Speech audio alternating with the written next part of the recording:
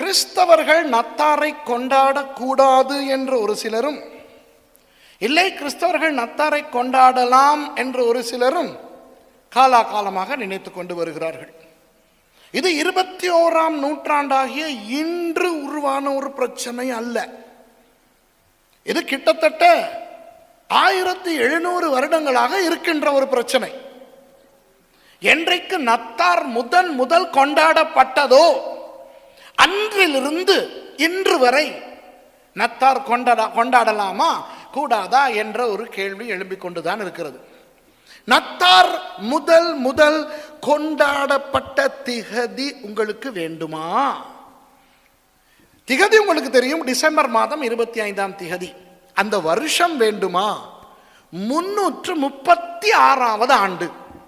336, 1336 அல்ல, சும்மா 336ஆம் ஆண்டு தான் டிசம்பர் மாதம் 25ஆம் திகதி நத்தார் கொண்டாடப்பட்டது. நத்தாருக்கு அவர்கள் கொடுத்த லத்தீனிலே கொடுத்த பெயர் என்ன தெரியுமா? கிறிஸ்டோ மாஸ். கிறிஸ்டோ என்று லத்தீன் மொழியிலே சொல்லுவது, கிரேக்க மொழியிலே கிறிஸ்டாஸ் என்று சொல்லுகின்ற கிறிஸ்து. மாஸ் என்று சொல்லுவது லத்தீன் மொழியிலே ஜனங்கள் கூடி வந்து ஆராதனை செய்வது. ஜனங்களினுடைய கூடி வருகை, ஒரு பெரு ஜன திரள் கூடி வந்து அவர்கள் ஒரு ஆவிக்குரிய காரியத்தை செய்வார்களே, ஆனால் அதற்கு லத்தீனிலே மாஸ் என்று சொல்லப்படும். இதை ஆங்கிலத்திலே அப்படியே எடுத்துக்கொண்டு மாஸ் என்றால் ஜனத்திரள் என்று ஆங்கில மொழியிலே சொல்லுவார்கள். மாஸ் என்பது MARS அல்ல. MARS என்பது செவ்வாய் கிரகத்துக்கு ஆங்கிலத்திலே சொல்லப்படுகின்ற சொல். இது MASS, மாஸ். சரியா? மாஸ் என்றால் ஆங்கிலத்திலே ஜனத்திரள். லத்தீனிலே ஜனத்திரள் மாத்திரமல்ல, ஜனத்திரள் ஒன்று கூடி ஆவிக்குரிய ஒரு காரணத்துக்காக அவர்கள் ஆராதிப்பது, கூடுவது, இதற்குத்தான் மாஸ் என்று சொல்வார்கள். ஆகவே முதல் கிறிஸ்டோ என்று சொல்லுகின்ற கிறிஸ்துவுக்காக ஜனங்கள் எல்லாரும் கூடி வந்து கொண்டாடுவோம் என்ற பெயரில் கிறிஸ்டோ மாஸ் என்ற அந்த லத்தீன் உச்சரிப்பில் 336ஆம் ஆண்டு டிசம்பர் மாதம் அல்லது தமிழில் மார்கழி மாதம் 25ஆம் திகதி முதல் நத்தார் கொண்டாடப்பட்டது. அந்த கிறிஸ்டோ மாஸ் என்பது கிறிஸ்மஸ் என்று ஆங்கிலத்திலே சொல்லப்படுகிறது. சரியோ? அப்போ 336ஆம் ஆண்டிலே இருந்து இந்த 2014வது ஆண்டு வரைக்கும் கிறிஸ்மஸ் கொண்டாடப்பட்டு கொண்டு வருகிறது. ஆனால் அந்த 336ஆம் ஆண்டிலேயே சில பேர் இந்த கிறிஸ்டோமாஸ் என்று இந்த இயேசுவின் பிறந்த நாளை கொண்டாடுவதை எதிர்த்தார்கள். ஏன் எதிர்த்தார்கள் தெரியுமா? அன்று அவர்கள் எதிர்த்ததற்கு பெரிய காரணங்கள் இருந்தது. இன்றைக்கு அந்த காரணங்கள் கொஞ்சமா இருக்கின்றன, ஆனால் அன்று பயங்கர பெரிய காரணம் இருந்தது. ஏன் தெரியுமா? டிசம்பர் 25 என்பது ரோமர்களினுடைய சூரிய தெய்வத்தின் ஒரு பண்டிகை நாள். ரோமர்கள் நிறைய தெய்வங்களை வணங்கி வந்தார்கள். அவர்களுடைய ஒரு பிரதான தெய்வம் தான் சூரியன். நிறைய மதங்களிலே சூரியனுக்கு தெய்வ பதவி கொடுக்கப்பட்டிருந்தது. முதல் உலகத்தில் தோன்றிய மதம் எது? பாபிலோனிய மதம். அந்த பாபிலோனிய மதத்தில் சூரிய தெய்வம் ரா என்று அழைக்கப்படுகிறது. சூரியன் ஆண். பாபிலோனிய மதத்திலும் இந்தியா சிந்து சமவெளி நாகரிகத்திலே உருவான அந்த மதத்திலும் சூரியன் ஆண். சரியா? சூரியன் உங்களுக்கு தெரியும், இந்து சமயத்திலே சில கதைகள் இருக்கின்றன. மகாபாரத் தமிழிலே மகாபாரதம் கேள்விப்பட்டிருக்கிறீர்கள் அல்லவா? அதிலே குந்தி தேவி என்ற ஒரு பாத்திரம் வருகிறது. அந்த குந்தி தேவிக்கும் அந்த சூரிய பகவானுக்கும் பிறந்த குழந்தை தான் கர்ணன் என்று அந்த மகாபாரதத்திலே பார்க்கிறோம். அப்போ இந்து மதத்திலும் சூரியன் ஒரு ஆண், பாபிலோனிய மதத்திலும் சூரியன் ஒரு ஆண். எகிப்திய மதத்திலே சூரியனுக்கு ரா என்ற பெயர் தான். பாபிலோனியர்கள் எப்படி ரா என்று அழைத்தார்களோ அதே பெயர் தான் எகிப்தியர்களுக்கும். ஆனால் எகிப்திலே அவர்கள் வணங்கின சூரிய தெய்வம் ஆணும் பெண்ணும் கலந்த ஒருவர், ஒரு அப்பாவாயும் அம்மாவாயும், அவருக்கு இரு பாலும் சேர்ந்த ஒரு தெய்வம் என்று நம்பினார்கள். இப்படி உலகத்திலே அநேகமாக எல்லா மதங்களிலும் இந்த சூரியனுக்கு ஒரு தெய்வ பதவியோ அல்லது ஒரு உயர்ந்த பதவியோ கொடுக்கப்பட்டு வரும். வேதத்திலே ஆண்டவர் சூரியனுக்கு இயேசு ஒப்பிடப்படுகிறார். சூரியன் தெய்வம் அல்ல, வேதத்தின்படி நன்றாய் விளங்கிக் கொள்ளுங்கள். இயேசு தன்னை நீதியின் சூரியன் என்று காண்பிக்கிறார். மல்கியா புத்தகம் 4வது அதிகாரத்திலே நீதியின் சூரியன் அவர்கள் மேல் உதிக்கும் என்று 2ஆம் வசனம் சொல்லும் பொழுது அது இயேசுவை காட்டியது. இயேசு நானே உலகத்துக்கு ஒளியாய் இருக்கிறேன் என்று சொன்னார் அல்லவா யோவான் புத்தகத்திலே. அப்பொழுது அவர் பயன்படுத்தின சொல் சூரியனை போன்ற ஒளி என்று தான் அவர் சொன்னார். அதற்கு காரணம் சூரியனை மகிமைப்படுத்துவதற்காக அல்ல. சூரியனுடைய வெளிச்சம் தன்னுடைய சொந்த வெளிச்சம். சூரியன் ஒரு எரிகின்ற கிரகம். சரியா உங்களுக்கு தெரியுமா? அது இப்போ நட்சத்திரங்கள் கிரகங்கள் என்று 2 இருக்கின்றன. வானத்தை நீங்கள் அண்ணாந்து பார்க்கும் பொழுது நட்சத்திரங்கள் கிரகங்கள் என்று இருக்கின்றன. இதற்கு இடையிலே இருக்கின்ற வித்தியாசம் சாதாரண உங்களுக்கு தெரியாது. அவற்றை இந்த தொலைநோக்கு கண்ணாடிகளிலே பார்த்தால்தான் தெரியும் எது நட்சத்திரம் எது கிரகம் என்று. சும்மா உங்களுக்கு ஒரு ஐடியா கொடுக்கிறேன். நீங்கள் வானத்தை பார்க்கும் பொழுது ஏதாவது ஒரு நட்சத்திரம் மின்னுவது போல தெரிந்தால் அது நட்சத்திரம், மின்னாமல் காணப்பட்டால் அது கிரகம். என்ன வித்தியாசம் தெரியுமா? நட்சத்திரம் என்பவை எரிகின்ற கிரகங்கள், சூரியனை போல அவை நெருப்பு, சரியா, தீப்பிழம்புகள். ஆகவே அவற்றினுடைய சொந்த ஒளி இந்த உலகத்தை வந்து அடைவதற்கு கிட்டத்தட்ட சில நட்சத்திரங்களின் ஒளி வந்து சேருவதற்கு 8 வருஷங்கள் ஆகின்றன. அதனால் தான் அந்த மின்னி நமக்கு தெரிகின்றன. கிரகங்கள் என்று சொல்லப்படுபவை இந்த நட்சத்திரங்கள் சூரியன் போன்றவற்றின் ஒளியை வாங்கி பிரதிபலிக்கின்றன. அதனால் தான் அவை மின்னுவது கிடையாது, கிட்டத்தட்ட சந்திரனை போல. இயேசு மத்தேயு 5:14 சொல்லுகிறாரே, நீங்கள் பூமிக்கு வெளிச்சமாயிருக்கிறீர்கள் என்று.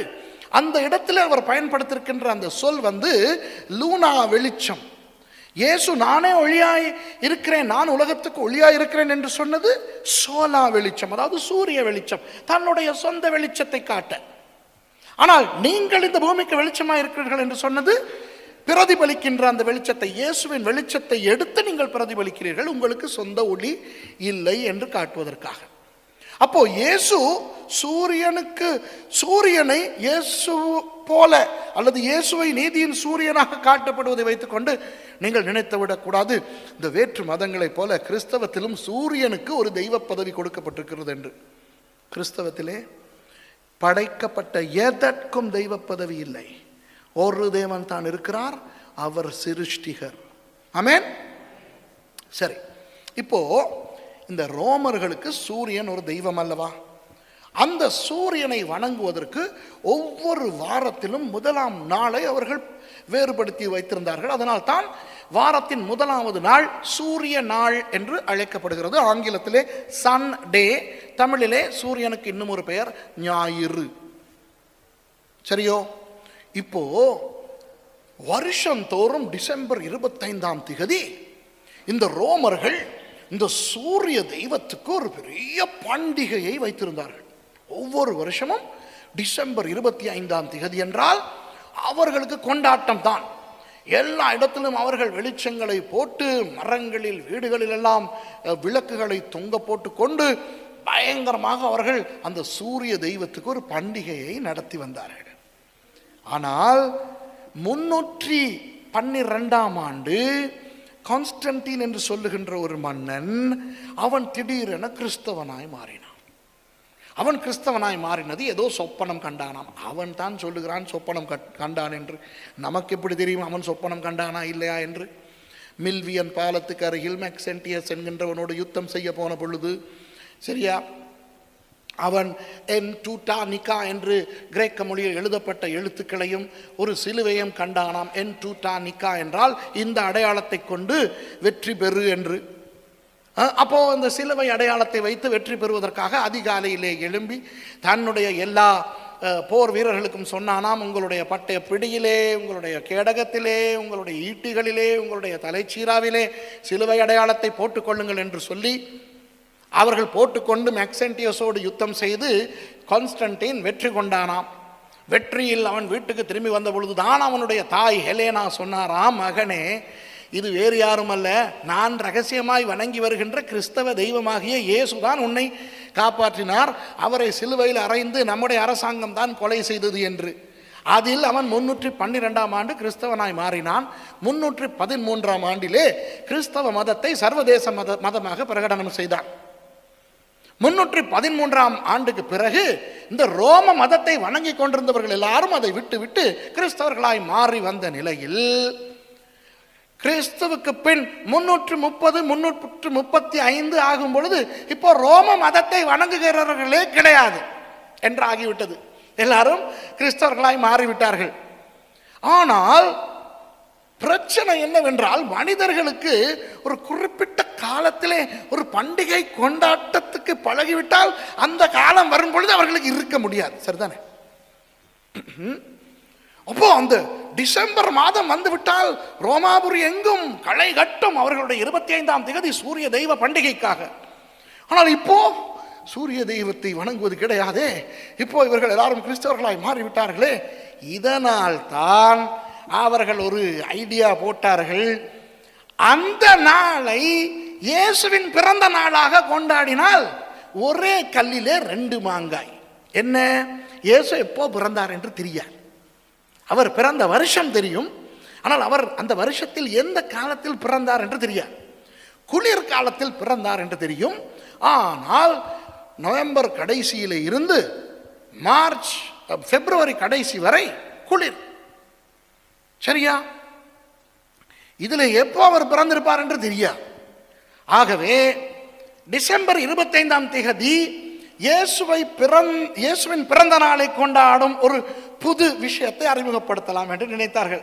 நாய், பூனை, கரடி, கொக்கு எல்லாம் கூட ஹாப்பி பர்த்டே கொண்டாடும் போது ஏன் இயேசுக்கு தேவன் மனுஷனாய் வந்த அந்த விஷயத்துக்கு ஹாப்பி பர்த்டே கொண்டாடக்கூடாது என்று அவன் நினைத்தான். அவன் நினைத்ததிலே என்ன தப்பு? இப்போ பாருங்கள், இன்றைக்கு நமக்கு பிறந்த நாள் என்றால் சரி, இப்போ என்னுடைய அனுபவத்தின்படி நான் சொல்கிறேன், ஒரு சில வருஷங்கள் ஒரு 4, 5, 6, 7 வருடங்களுக்கு முன்பு தான் என்னுடைய 18வது பிறந்த நாள் நடந்தது. சரியா? இதெல்லாம் சிரிக்கக்கூடாது, சிந்திக்க வேண்டியவை, எனக்காக அனுதாபப்பட வேண்டியவை. சரியா? அப்போ ஒரு 40 இல்லை ஒரு 30, 35 வயது வரை பிறந்த நாள் என்றால் சந்தோஷமாக இருக்கும். Wow, happy birthday to me, happy birthday to me.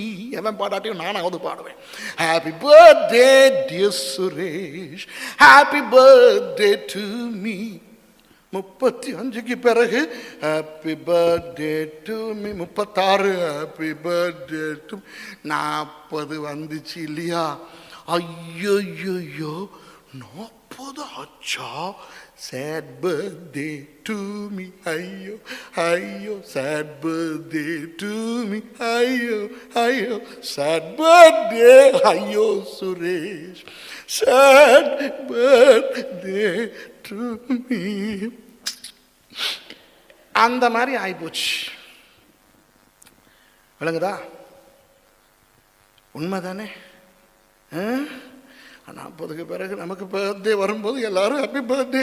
இப்பெல்லாம் ஹாப்பி பர்த்டே எப்படி தெரியுமா சொல்லுவாங்க? Happy birthday uncle. இன்னும் கொஞ்ச நாள் போனால் ஹாப்பி பர்த்டே தாத்தான்ருவாங்க. முந்தி அப்படி இல்லை, ஹாப்பி பர்த்டே மகன் அப்படிம்பாங்க. அப்புறம் ஹாப்பி பர்த்டே தம்பி. இப்போ அப்புறம் கொஞ்ச நாள் அந்த 30, 32 எல்லாம் ஹாப்பி பர்த்டே அண்ணா. அதுக்கு பிறகு ஹாப்பி பர்த்டே அங்கிள். இப்போ அங்கிள் ரேஞ்சில் ஓடுது. இன்னும் கொஞ்ச நாள் இருந்தனும் ஹாப்பி பர்த்டே தாத்தான்ருவானுங்க. இப்போ பாருங்க, இப்படி நம்மளே கொண்டாடுறோம். நம்ம எல்லாம் யாரு? ஏதோ பிறந்தோம், வாழ்ந்தோம், மடிவோம் மனிதர்கள். மனுஷன் ஒரே தரம் மறிப்பதும் பின்பு நியாய தீர்ப்படைவதும் அவனுக்கு நியமிக்கப்பட்டிருக்கிறது. எல்லாரும் ஹாப்பி பர்த்டே கொண்டாடுவீங்க தானே? நீங்களாம் ஹாப்பி பர்த்டே கொண்டாடுவீங்க தானே? ஆமாவா இல்லையா? வீட்டில் கொண்டாடுவீங்க, சில நேரம் சர்ச்சில் கொண்டாடுவீங்க, கேக்கெல்லாம் கொண்டாந்து மெழுகு திரியெல்லாம் வச்சு, சரியா? இப்படி இருக்கும்போது தேவன் மனிதனாய் வந்து பிறந்த பொழுது தேவனுக்கு, உண்மையான தேவனுக்கு ஹாப்பி பர்த்டே கிடையாது. ஏன்? அவருக்கு ஆரம்பமே இல்லை, அவருக்கு பர்த்டேயும் கிடையாது, டெத் டேயும் கிடையாது. அவருக்கு ஆதியும் இல்லை, அந்தமும் இல்லை. அவர் ஆரம்பமாகவும் இல்லை, முடிய போவதும் இல்லை. ஆனால் அவர் மனுஷனாக வந்து பிறந்ததை ஏன் கொண்டாடக்கூடாது? சரி, பைபிளிலே இதை கொண்டாடு என்று இல்லை, கிறிஸ்மஸை கொண்டாட வேண்டும் என்ற ஒரு கட்டளை இல்லை. ஆனால் சரி, அவர் பிறந்த நாளை கொண்டாடினால் தான் என்ன என்று தான் நான் கேட்கிறேன். நாய் பூனை கரடி எல்லாம் கொண்டாடுகிறதே, சிருஷ்டிகர் மனிதனாய் பிறந்ததை கொண்டாடக்கூடாதா? சரியா? இப்போ பிரச்சனை என்னவென்றால், அதை ஏன் அந்த நாளில் கொண்டாட வேண்டும் என்பது தானே பிரச்சனை. இப்போ ரோமர்களுடைய அந்த பண்டிகை நாளிலே அவர்கள் கொண்டாட தொடங்கின பொழுது ரோமர்களுடைய கலாச்சாரத்துக்கு ஏற்ற சில விஷயங்களை உள்ளே கொண்டு வந்திருப்பார்களா இல்லையா? நீங்களே சொல்லுங்க பார்க்கலாம். கட்டாயம் கொண்டு வந்தார்கள். சரியா? இப்போ அவற்றை கண்டுபிடித்து அவை இல்லாமல் கிறிஸ்துமஸை, நத்தாரை கொண்டாட வேண்டும் என்பதுதான் என்னுடைய கருத்து. சரியா? ஆனால் இன்றைக்கு சில பேர் தவறாக நினைக்கிறார்கள். இந்த நத்தார் பண்டிகை முழுக்க முழுக்க இந்த சூரிய தெய்வத்துக்கான பண்டிகை என்றபடினால் அது ஒரு பிற மத பண்டிகையாய் இருக்கின்ற ஒரு நாளில் நடைபெறுகிறபடினால் நாம் கொண்டாடக்கூடாது என்று. உண்மையாக நீங்கள் பார்த்தால் வருஷத்திலே 365 நாட்கள் இருக்கின்றன அல்லவா? அந்த ஒவ்வொரு நாளும் இந்த உலகத்தின் ஏதாவது ஒரு மதத்துக்கு, ஏதாவது ஒரு தெய்வத்துக்கு ஒரு பண்டிகை இருக்கத்தான் செய்யும். அப்படி பார்க்க போனால் நமக்கு நம்முடைய சொந்த பிறந்த நாட்களை கூட கொண்டாடவே முடியாது. சரியா? ஆனால் இந்த ரோமர்கள் எங்கிருந்து இதை எடுத்தார்கள் என்று பார்த்தால் அது நமக்கு ஆசீர்வாதமானது. சரியா? ரோமர்களுக்கு இது எப்பொழுது வந்தது? ரோமர்கள் முன்பு ஒரு சாதாரண நாடாய் இருந்து ஒரு உலகத்தையே பிடித்து கொண்ட ஒரு ஒரு ஒரு சாம்ராஜ்யமாக ஆகியது. அந்த சாம்ராஜ்யத்தின் முதல் பேரரசனுடைய பெயர் காயுஸ் ஜூலியஸ் கைசர். ஆங்கிலத்திலே Gaius Julius Caesar. Julius Caesar கேள்விப்பட்டிருக்கீங்களா? அவருடைய பேர்ல தான் ஜூலை மாதம் வந்தது. அவருக்கு அடுத்தபடியாக ஆட்சி செய்தவர் ஆகஸ்டஸ் கைசர், ஆகஸ்டஸ் சீசர். அவருடைய பேரில் ஆகஸ்ட் மாதம் வந்தது. சரியா? ஆங்கிலத்தில் ஜூலை, ஆகஸ்ட்னு சொல்றது இவங்களுடைய பேர்ல இருந்து வந்தது. இந்த ஜூலியஸ் சீசர் என்ன செய்தான்? கிறிஸ்துவுக்கு முன் 44ஆம் ஆண்டிலே அவன் யூதர்களுடைய ஒரு பண்டிகையை பார்த்து ரசித்தான். யூதர்களுடைய ஒரு பண்டிகை. யூதர்கள் யார்? வேதத்தின் ஜனங்கள். அந்த பண்டிகையின் பால் கவரப்பட்டவன் அவர்களுடைய பண்டிகையை அப்படியே இவன் எடுத்துக்கொண்டு தங்களுடைய சூரிய தெய்வ பண்டிகையாக மாற்றிக்கொண்டான். சரியா? யூதர்களுடைய பண்டிகை என்னவென்று உங்களுக்கு சொல்லித்தர விரும்புகிறேன். கிறிஸ்துவுக்கு முன் 167ஆம் ஆண்டிலே, கிமு, கிறிஸ்துவுக்கு முன், மல்கியாவுக்கு பிறகு, ஓகேயா? கிறிஸ்துவுக்கு முன் 167ஆம் ஆண்டில் ஆன்டியோகஸ் எபிஃபானஸ் என்று சொல்லுகின்ற ஒரு மன்னன், மன்னன் அல்ல, ஒரு ஒரு இராணுவ தளபதி இருந்தான். சரியா? சிரியா என்ற தேசத்து இராணுவ தளபதி. அந்நாட்களில் பெர்ஷியர்களுக்கும் அவனுக்கும் தொடர்பு இருந்தது. ஆனால் ரோமாபுரி கொஞ்சம் யுத்தங்கள் செய்து உலகத்தை கைப்பற்ற முயற்சி செய்து கொண்டிருந்த ஒரு காலகட்டம். அவன் தன்னுடைய இராணுவ வீரர்களோடு எருசலேமுக்குள்ளே வந்து, எருசலேமிலே இருக்கின்ற, எருசலேமிலே இராணுவம் இல்லை, ராஜா இல்லை, அவர்கள் பாவம் பெர்ஷியர்களுக்கு கீழே இருந்தவர்கள். இப்போ கிரேக்க சாம்ராஜ்யத்துக்கு கீழே இருக்கிறார்கள். ஏனென்றால் 334ஆம் ஆண்டு அலெக்சாண்டர் மன்னன் உலகத்தை கைப்பற்றி கொண்டான், கிரேக்க மன்னன். சரியா? அப்போ அந்த ஆன்டியோகஸ் எபிஃபானஸ் என்பவன் வந்து எருசலேமை பிடித்து கிரேக்க தெய்வமாகிய ஜெயுஸ் என்ற தெய்வத்தின் சிலையை கொண்டு வந்து தேவாலயத்திலே வைத்து பன்றியை கொண்டு வந்து அதிலே பலியிட்டான். யூதர்களுக்கு பன்றி என்றால் பிடிக்காது. ஆகவே யூதர்கள் புரட்சி பண்ணினார்கள். அப்பொழுது இவனும் இவனுடைய இராணுவ வீரர்களும் யூதர்களை பயங்கரமாக கொலை செய்தார்கள். கர்ப்பிணி பெண்களை தேவாலயத்து உப்பரையிலிருந்து தள்ளி கொன்றார்கள். அப்போ அந்த நேரத்திலே தேவாலயத்தின் பிரதான ஆசாரியராய் இருந்தவருடைய பெயர் மட்டாத்தயஸ். அவருக்கு சில மகன்மார், மூத்தவன் பெயர் யெகூதா, தமிழிலே யூதா. இந்த யூதா என்ற மகன் என்ன செய்தான், சில வாலிபர்களையும் தன்னுடைய தம்பிமாரையும் கூட்டிக் கொண்டு ஒரு மலையிலே போய் ஒளிந்திருந்து 2 வருஷங்களுக்கு பிறகு வந்து இந்த ஆன்டியோகஸ் எபிஃபானஸை துரத்தி அடித்து மறுபடி எருசலேமை கைப்பற்றி கொண்டான். அவனும் அவனுடைய தந்தை எல்லாரும் சேர்ந்து தேவாலயத்தை மறுபடி ஆண்டவருக்கு சுத்திகரித்து பிரதிஷ்டை செய்தார்கள். சரியா? பிரதிஷ்டை செய்து இழந்து போன ஒளி மறுபடி வந்தது. தேவனுக்கு இதை பிரதிஷ்டை செய்தோம் என்று சொல்லக்கூடிய ஹன். ஹன் என்றால் பிரதிஷ்டை. சரியா? என்றால் வெளிச்சம். பிரதிஷ்டை, வெளிச்சம் இரண்டையும் சேர்ந்த ஒரு பண்டிகையாக ஹனுக்கா என்ற ஒரு பண்டிகையை அவர்கள் கொண்டாட ஆரம்பித்தார்கள்.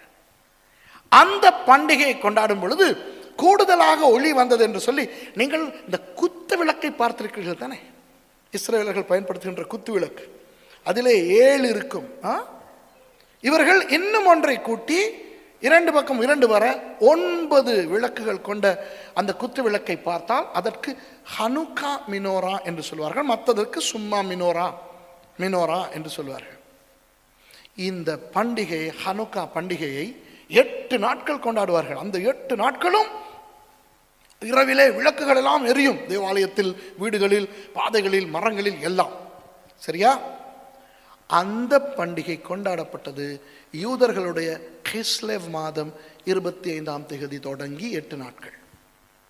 சரியோ? ஆகவே கிஸ்லேவ் என்பது நம்முடைய டிசம்பர் மாதம். அப்போ டிசம்பர் மாதம் 25ஆம் தேதி உண்மையாக யாருடைய பண்டிகை? யூதர்களுடைய பண்டிகை. யூதர்கள் எதற்காக அந்த பண்டிகையை ஆசரித்தார்கள்? தேவாலயத்தை சுத்திகரித்து மறுபடி பிரதிஷ்டை பண்ணபடினால். அப்போ எருசலேம் தேவாலயத்தை சுத்திகரித்த ஒரு பண்டிகையின் நாளில் அந்த பண்டிகையை நமக்கு கொண்டாட தேவையில்லை, ஹனுக்கா கொண்டாட தேவையில்லை. ஏன்? நாம் யூதர்கள் கிடையாது. சரியா? ஆனால் அந்த பண்டிகையின் நாளில் இயேசு பிறந்ததை கொண்டாடுவதில் என்ன தப்பு? ஏனென்றால் இயேசுவே தேவாலயத்தை 2 தடவை சுத்திகரித்தாரே. தேவாலய சுத்திகரிப்பு இயேசுவுக்கு விருப்பம் என்றபடினால் தானே யோவான் 2ஆம் அதிகாரத்தின்படி அவருடைய ஊழியம் தொடங்கினவுடன் முதலாவது அற்புதமாகிய தண்ணீரை திராட்சரசமாய் மாற்றின அற்புதத்தை கலிலேயாவில் உள்ள கானாவூரிலே செய்துவிட்டு எருசலேமுக்கு வந்து தேவாலயத்தை சுத்திகரிக்கிறார். அப்புறம் மத்தேயு 21ஆம் அதிகாரத்தில் அவர் கடைசியாக பிரவேசிக்கிறார் எருசலேமுக்கு. சிலுவையிலே மரிப்பதற்கு 1 வாரத்துக்கு முன்பு உடனே போய் தேவாலயத்தை 2ஆம் தடவை சுத்திகரிக்கிறார். அப்போ இயேசு தேவாலயத்தை சுத்திகரிக்க விருப்பம் உள்ளவர் என்றபடினால் அந்த தேவாலயத்தை சுத்திகரித்த அந்த ஹனுக்கா தினமன்று கொண்டாடப்படுகின்ற நத்தாரை அந்த நாளில் நமக்கு கொண்டாடினால் நமக்கு என்ன? இப்போ விளங்குதா உங்களுக்கு? ஆகவே டிசம்பர் 25 இயேசு பிறக்கவில்லை. ஆனால் இயேசுவின் பிறந்த நாளை அந்த நாளில் கொண்டாடுவதில் தவறில்லை. சூரிய தெய்வத்துக்கு ரோமர்கள் நமஸ்காரம் செய்தார்கள் தான் அந்த நாளிலே. ஆனால் அவர்கள் அதை எடுத்துக்கொண்டது யூதர்களுடைய இந்த தேவாலய சுத்திகரிப்பு முறையில். சரியா? இப்போ சில பேர் சொல்வார்கள், இந்த நத்தார் மரம் எல்லாம் வைக்கிறார்களே அது பிசாசு, அது வேறு மதங்கள் சம்பந்தமானது, அதில் லைட் எல்லாம் போடுவார்கள், அதெல்லாம் கூடாது என்று. அதையும் நான் உங்களுக்கு சொல்லி கொடுத்து விடுகிறேனே. இப்போ பாருங்கள், நத்தார் மரம். இப்போ நத்தார் மரம், கிறிஸ்மஸ் ட்ரீ, இந்த நத்தார் மரத்தை இவர்கள் ஏதாவது எந்த மரத்தை தெரிவு செய்தார்கள் என்றால், குளிர்காலத்துக்கு இலை உதிராமல், பனிக்காலத்தில் மாண்டு போகாமல், எந்த காலநிலையிலும் இருக்கக்கூடிய சில மரங்களை தெரிவு செய்தார்கள். எவர் கிரீன் ட்ரீஸ் என்று இவற்றுக்கு பெயர். இப்போ பைன் வர்க்க மரங்கள் இருக்கின்றன, அவற்றுக்கு எவர் கிரீன் என்று சொல்வார்கள். இப்போ நீங்கள் பிரான்சிலே வாழுகிறீர்கள். இந்த நாட்டில் உங்களுக்கு தெரியும், மார்ச் மாதத்திலே தான் பூ எல்லாம் பூக்கும். சரியா? இப்போ இந்தியாக்காரர்களுக்கு இது தெரியாது. அவர்களுடைய நாட்டின்படி அவர்கள் இப்படி பாடினார்கள், பூ பூக்கும் மாசம் தை மாசம். கேட்டிருக்கீங்களா? பூ பூக்கும் மாசம் தை மாசம். ஆனால் பிரான்ஸ், இங்கிலாந்து, ஐரோப்பா, அமெரிக்காவிலே தை மாசம் வந்தால் இங்கே பூ எல்லாம் பூக்காது, எல்லாம் குச்சி குச்சியா இருக்கும். விளங்குதா? அப்போ இங்கே பூ பூக்கும் மாசம் எது? மார்ச் மாதம். தை மாதம் என்பது ஜனவரி. பங்குனி மாதத்தோடு தான் என்ன என்ன காலம்னு சொல்லுவாங்க, இளவேனில் காலம். வண்டர்ஃபுல். சரியா, இளவேனில் காலம், ஸ்ப்ரிங் டைம். சரியோ? அப்புறம் நீங்கள் ஆகஸ்ட் மாதம், செப்டம்பர் மாதம் என்று பார்க்கும்போது இலையெல்லாம் கொட்ட ஆரம்பிக்கும், பிரவுன் கலராகி எல்லாம் கொட்ட ஆரம்பிக்கும், இலை உதிர் காலம். ஆனால் இந்த பைன் வர்க்க மரங்கள் இருக்கின்றனவே, அது இலை உதிர்காலமாக இருந்தால் என்ன, இளவேனில் காலமாக இருந்தால் என்ன, கோடை காலமாக இருந்தால் என்ன, குளிர்காலமாக இருந்தால் என்ன, அது அப்படியே இருக்கும். சரியா? ஆகவே நல்லா கேட்டுக்கிறேங்க, 1510 ஆண்டு, எப்போ 1510 ஆண்டு இந்த கிழக்கு ஐரோப்பாவில் இருக்கிற லாட்வியா என்ற நாடு எத்தனை பேருக்கு தெரியும்? எத்தனை பேருக்கு தெரியாது? கையை தூக்கி காட்டுங்க. லாட்வியாங்கிற நாடு தெரியாதா? ரிகான்னு ஒரு டவுன் இருக்குது. சரி, பால்டிக் ஏர்லைன்ஸ்னு ஒரு ஏரோப்ளேன் கம்பெனியில் யாராவது ஃப்ளை பண்ணியிருக்கீங்களா? பால்டிக் ஏர்லைன்ஸ் என்ற தெய்வமே. இங்கே நீங்கள்லாம் ஃப்ரான்ஸில் இருக்கிறீங்க, ரொம்ப நன்றி. ஏன் ஃப்ரான்ஸ் தெரியுமா? அந்த வானத்தில் பறக்கும் ஏரோப்ளேன். ஏன் ஃப்ரான்ஸ்? இது இந்த இந்த பக்கத்தில் தான் இருக்குது, கிழக்கு ஐரோப்பிய நாடு லாட்வியா. இங்கே தான் இருக்குது. ரிகா தான் அவங்களுடைய கேபிட்டல், தலைநகரம். அவர்களுடைய விமானம் தான் பால்டிக், ஏர் பால்டிக். ரொம்ப சீப் ஏர்லைன். நீங்கள் யாராவது நோர்வே போனீங்கன்னா அதில் போங்க, ரொம்ப சீப்பாக போகலாம். ஷால்டிகால்லேருந்து ரிகாலேருந்து பெர்கனுக்கு போகலாம். சரியா? அந்த லாட்வியாவில் ரிகாவை சேர்ந்த ஒருவர் தான் முதல் பனிக்காலமாக இருக்கின்றபடினால் இந்த பைன் மரத்தை வெட்டி வீட்டுக்குள்ளே கொண்டு வந்து அதை வைத்து, சரியா, அதை அவர் நத்தார் மரமாக பிரகடனம் செய்தார். எப்போ? 1510 ஆண்டு. அப்போ நத்தார் கொண்டாடப்பட்டது 336 ஆண்டு. 336 ஆண்டிலிருந்து 1510 ஆண்டு வரை நத்தாரோடு மரங்கள் சம்பந்தப்பட்டிருக்கவில்லை. வெளியிலே உள்ள மரங்களிலே சில நேரம் விளக்கு கொளுத்தி வைப்பார்கள். அது ஏனென்றால் ஹனுக்கா பண்டிகையின் போது அப்படி நடக்கும். யூதர்களுடைய ஹனுக்கா பண்டிகையின் போது வீட்டுக்கு முன்னே இருக்கிற மரங்களுக்கெல்லாம் அவர்கள் விளக்கு கொளுத்துவார்கள். சரியா? ஆனால் 1510 ஆண்டு இந்த மரத்தின் வாதை வெட்டி உள்ளே கொண்டு வந்து வைத்ததன் மூலம் நத்தார் மரம் அறிமுகமானது. அதற்கு பிறகுதான் நத்தார் மரத்தை வைக்கிறார்கள். இது இவர்கள் அந்த மரத்தை வணங்குவதற்காகவோ, சரியா, மரத்தை தெய்வம் என்று சொல்லியோ, வேறு மதத்திலிருந்து எதையும் எடுத்துக்கொண்டோ இவர்கள் இதை செய்யவில்லை. ஆனால் மரங்களை ஜனங்கள் வணங்குவது பாபிலோன் காலத்திலிருந்து இருக்கிறது. இன்றைக்கு கூட பழங்குடியினரை நீங்கள் பார்த்தால் மரங்களை வணங்குவார்கள். பல மதங்களிலே மரங்களை வணங்குகிறார்கள். ஆக இன்று வரை உலகத்தின் பல பாகங்களில் மரங்கள் வணங்கப்படுகின்றன. வேதத்திலே கூட சொல்லப்பட்டிருக்கிறது, ஒருவன் மரத்தை எடுத்து அதை வெட்டி ஒரு பகுதியை விறகாக்கி கொண்டு மறுபகுதியை சிலை வடித்து தெய்வமே என்று ஆராதிக்கிறான் என்று. மரங்களில் இருந்து சிலைகளை உருவாக்கி வணங்குவதும் உண்டு. மரங்களை அப்படியே வைத்து அந்த மரத்தை சாமியாக கும்பிடுகின்றவர்களும் உண்டு. இனி அதற்கு நாம் என்ன செய்வது? ஒவ்வொரு மதத்தவன் எதையாவது அவன் வணங்குவது எல்லாம் நாம் பயன்படுத்தக்கூடாது என்றால் இந்த உலகத்தில் எதையுமே பயன்படுத்தக்கூடாது. இன்றைக்கு பழங்குடியினர் அவர்களுக்கு எல்லாமே தெய்வங்கள் தான். சரியா? ஆனால் இந்த 1510 ஆண்டு இந்த மாதிரியான மரத்தை இந்த லாட்வியா ரிகாவிலே இவர் வைத்தது மத சம்பந்தமான ஒரு விஷயத்தை கொண்டு வருவதற்கல்ல, வெளியே பனி அதிகமாக இருக்கின்றபடியினால் இது கொண்டு வரப்பட்டது. ஆனால் இந்த மரம் பிரபலம் அடைந்தது எப்போ தெரியுமா? 1521 ஆண்டு ஜெர்மனியின் மார்ட்டின் லூதர் என்ன செய்தார்? மரத்துக்கு மெழுகு திரிகளை கொளுத்தி வைத்தார். மெழுகு திரி வைக்கின்ற அந்த ஸ்டாண்டை உண்டு பண்ணி மாட்டி. ஏன் தெரியுமா? மார்ட்டின் லூதர் தான் கத்தோலிக்கத்தில் இருந்து புரட்சியை உண்டு பண்ணி வெளியே வந்தவர். 1512 ஆண்டில் மார்ட்டின் லூதர் என்பவர், அவர் வேதத்தை கிரேக்க மொழியிலே வாசிக்க போய் அவர் கத்தோலிக்கத்தை விட்டு வெளியேறி அவர் புரட்சியான ஒரு உபதேசத்தை கொண்டு வந்தார். அவர் அதை அன்று 1512 ஆண்டு செய்தபடினால்தான் இன்று நானும் நீங்களும் இருக்கிறோம். சரியா?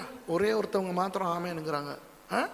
மார்ட்டின் லூதர் போன்றவர்கள், மார்ட்டின் லூதர், சுவிட்சர்லாந்தில் ஜுவிங்லி, ஸ்காட்லாந்தில் ஜான் நாக்ஸ், இங்கிலாந்தில் ஜான் கால்வின், இவர்களெல்லாம் ஒரே சமயத்தில் ஒரு புரட்சியை உண்டு பண்ணி மறுமலர்ச்சியை கொண்டு வந்தார்கள்.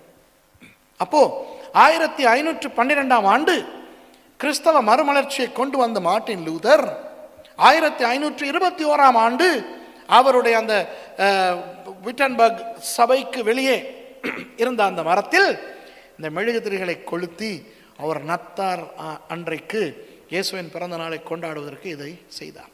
ஆகவே அன்பானவர்களே, யாராவது உங்களுக்கு தேவையில்லாத கதைகளை சொல்லி குழப்புவார்களே ஆனால், மரங்கள் சில மதங்களில் கொண்டாடப்பட்டன, மரங்களிலே அவர்கள் இந்த இந்தியாவில் கூட இதை செய்வார்கள் தெரியுமா? சில மரங்களுக்கு பக்கத்தில் போய் எதையாவது வேண்டிக் கொண்டு அவர்கள் எதையாவது கட்டி விடுவார்கள். அவர்கள் வேண்டிக் கொண்டதை கட்டினால் அந்த நடக்கும் என்று. இனி அதற்கு நாங்கள் என்ன செய்வது? அவர்கள் செய்கிறார்கள் என்று சொல்லி அந்த மரங்கள் பக்கம் போகாமல் இருப்பதா?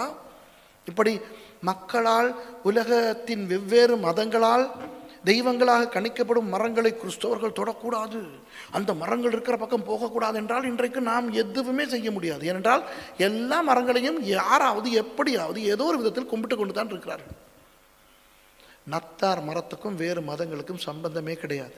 ஏதோ வெளிச்சம் வந்தது என்று காட்டுவதற்காக அவர்கள் போட்டார்கள். ஆகவே நாம் அடையாளம் நமக்கு தேவையில்லை. சும்மா ஸ்டைலுக்கு ஒரு மரத்தை கொண்டு வந்து வைத்து அதற்கு கீழே பிரசன்ட் வைப்பது. இந்த செயின்ட் நிக்கலஸ் என்று சொல்லுகிறவர் கிழக்கு ஐரோப்பாவை சேர்ந்த ஒரு வயதானவர், அவருக்கு பிள்ளைகள் இல்லை, நல்ல பணக்காரர், பாவம், அவருக்கு சரியான ஆசை ஏழை பிள்ளைகளுக்கு பரிசு கொடுக்க வேண்டும் என்று. ஆகவே அவர் என்ன செய்வார்? இந்த நத்தார் நாட்களிலே வீடு வீடாக சென்று அந்த வீடுகளுக்கு வெளியே இருக்கிற மரத்தடிகளிலே அந்த பிள்ளைகளுக்கான பரிசுகளை வைத்துவிட்டு வந்து விடுவார். மறுநாள் காலையில் பிள்ளைகள் போய் பார்த்தால் பரிசு இருக்கும். சில நேரம் அந்த பிள்ளைகளுடைய பெயர்கள் கூட எழுதப்பட்டிருக்கும். ஓஹோ, யாரோ வந்து வைத்து விட்டார்கள் என்று அவர்கள் சந்தோஷப்பட்டார்கள். அவருடைய பெயர் நிக்கலஸ். அவருக்கு பிற்காலத்திலே கத்தோலிக்க மதம் அவருக்கு பரிசுத்தர் என்ற பட்டத்தை கொடுத்தது, செயின்ட்.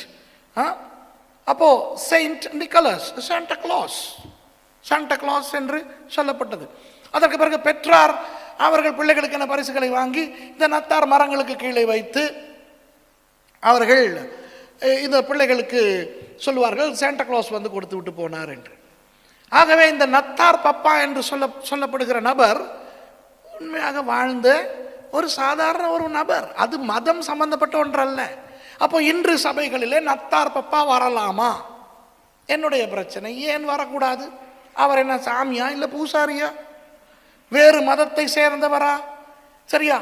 ஏதோ காலாகாலமாக அந்த அந்த சாண்டா கிளாஸ் இப்படி தான் இருப்பார் சொல்லி சேகப்பா, அவருக்கு தாடியெல்லாம் இருக்குதான். சரியா? அப்போது இந்த கிழக்கு ஐரோப்பிய நாடுகளில் ரெயின்டியர் என்று சொல்லுகின்ற அந்த மிருகங்கள் பனிக்காலத்தில் உலாவி கொண்டிருக்கும். அந்த ரெயின்டியர்ஸ் தான் இவருடைய வண்டியை இழுத்து கொண்டு வருமாம். அப்போ பேரும் வச்சுட்டானுங்க. அந்த ரெயின்டியருக்கு பேர் வந்து Rudolph. Rudolph red nose reindeer. கேட்டிருக்கீங்களா அந்த பாட்டு? ஜிங்கல் பெல்ஸ் ஜிங்கல் பெல்ஸ், இது கேட்டிருக்கீங்களா?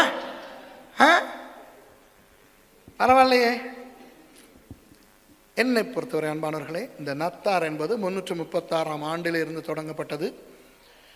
ஆனால் இன்றைக்கு அநேகர் அதிலே தவறுகளை செய்கிறார்கள். அந்த மாதத்தை எடுத்துக்கொண்டு, அந்த நாட்களை எடுத்துக்கொண்டு தேவையில்லாத கொண்டாட்டங்கள், களியாட்டங்கள், மதுபானங்கள், அவற்றை தவிர்த்து விட்டு உண்மையான ஒரு அந்த இயேசுவினுடைய பிறப்பின் அந்த சத்தியங்களை தியானிக்கின்ற ஒரு காலமாக அந்த காலத்தை எடுத்து நடாத்துவதில் எந்த தவறும் கிடையாது. இப்போ உங்களுக்கு நான் இதை தெரியப்படுத்தி விட்டேன். சரியா? அப்போ நத்தார் கொண்டாடலாமா, கொண்டாடக்கூடாதா? கொண்டாடலாம். கொண்டாட வேண்டும் என்ற ஒரு கட்டளை இருக்கிறதா? இல்லை.